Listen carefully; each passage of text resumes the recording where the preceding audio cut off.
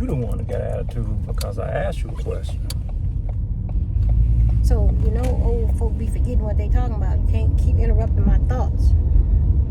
When I start talking, then you gonna start talking right at the same time. This shit is annoying. That's called having a conversation. That happens. It's called rude. No, it's called having a conversation. That's what happens when you have a conversation. Sometimes you get cut off. That's called being adult about it. That's what it's called. So I'm not an adult. No, I'm not saying that.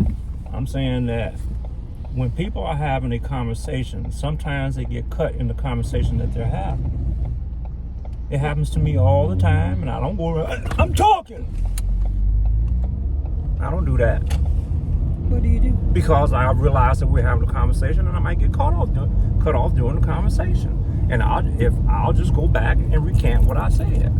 It's not like I have a terrible memory that I can't remember everything I said. Well, then that's you. You don't have a terrible memory, but some people may have. Well, then they better get with it then. Then pray for themselves, right? Get with it then, because this is what happens when you are in a forum and you're having a conversation with somebody. That's it.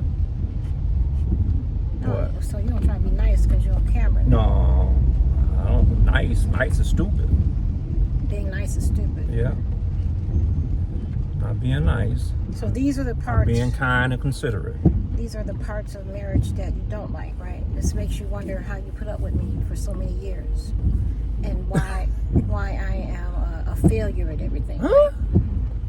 What are you talking about?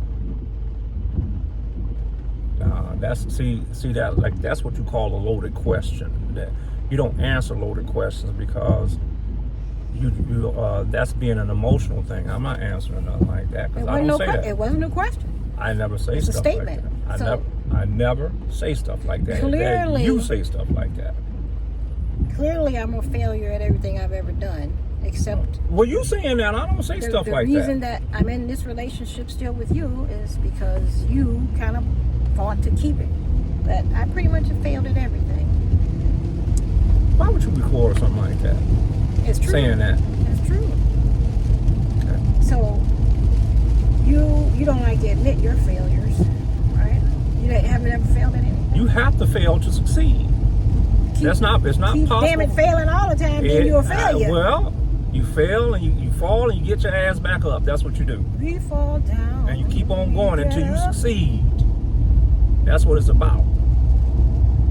It's not going around about, wallowing in your feelings and being emotional about it. You get your ass up and work at it until you succeed. That's what you do. That's called life. You'll never learn if you don't fail. So don't say that I don't like to admit my failures. I know what my failures are. That's why I do what I do. That's why I go hard the way I go hard. That's why I study and research and keep on doing stuff, because by studying and researching on a continuous basis, I find out where my mistakes are. So we both admit that we have failed in many aspects of life, including parts of marriage, including personally. See, look, there could be no success without failure. You have to fail to succeed. I don't know anybody out here is doing anything that they're doing because they're immediate success. It don't work that way. To fail at some things is one thing, but to be a complete failure is another. That means a complete failure of what? So. Jobs, life. Well, how do people become a failure? You have to. Because they don't put enough effort into what it is that they want. That's how they fail. Being a quitter. Okay, well, if I'm not a failure, then I'm a quitter. Which is about the same thing. Yeah, pretty much. So you see that he agrees that I'm a failure. No, that's another lie. See, I didn't say that. You're saying that. You didn't hear me say that I was a failure. Right? I realize that I have failures and mistakes, but I don't have to go around and broadcast it that I done it. I recognize it. That's why I said earlier. That's why I research and study the way that I do, because through that I find out where I made my mistakes at,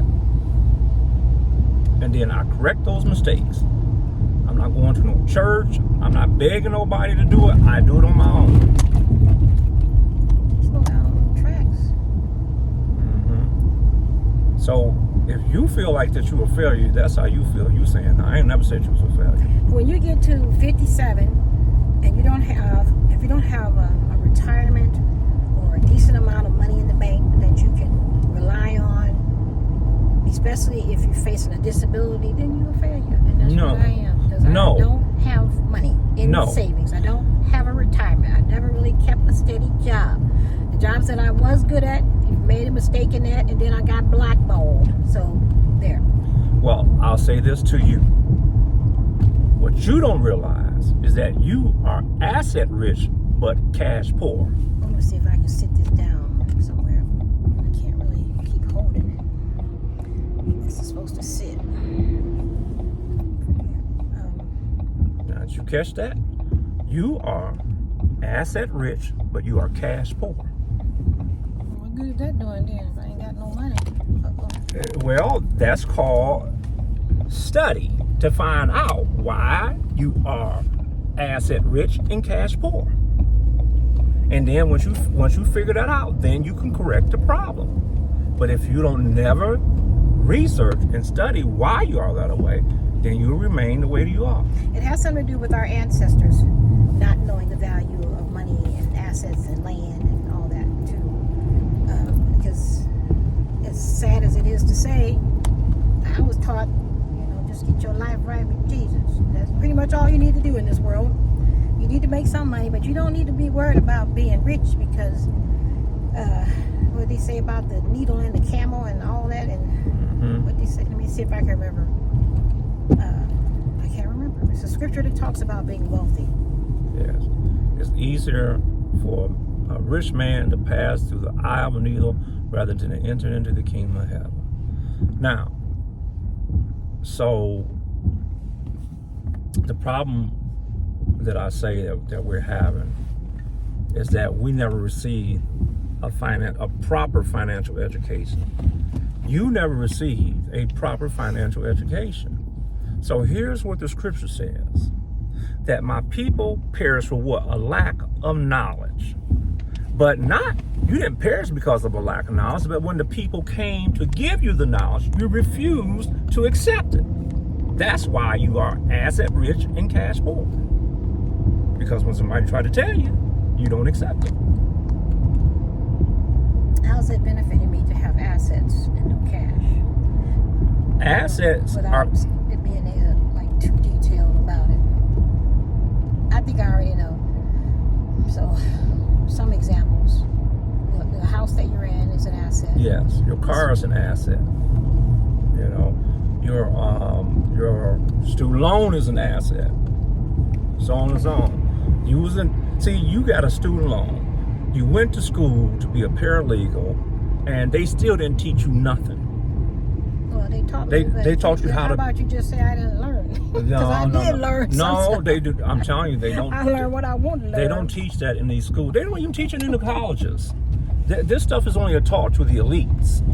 The elites know about this stuff, but you don't know about it. And then they will prevent that when you do start learning about it. The first thing they're gonna do is tell you, "Oh no, that's not how that is. That's not how that operates."